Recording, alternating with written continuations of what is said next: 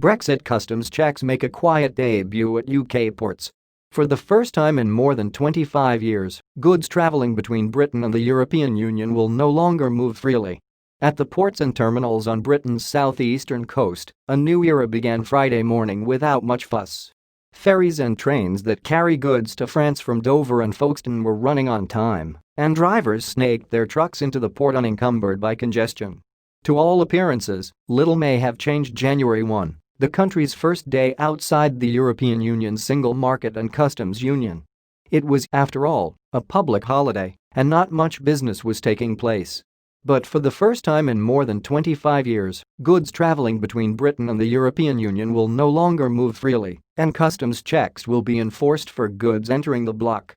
A trade deal, signed into law in Britain in the early hours of Thursday, less than 24 hours before it took effect, means the country and the European Union will trade goods without tariffs. Businesses, however, will still face significant changes that they had been urged to prepare for even during the lockdowns, closures and other social restrictions that the government has introduced to contain a surging coronavirus pandemic.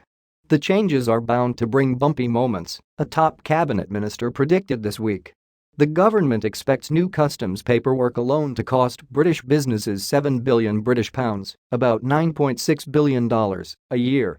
The European Union is Britain's largest trading partner, with £670 billion of imports and exports, and Britain imports far more goods from the bloc than it exports.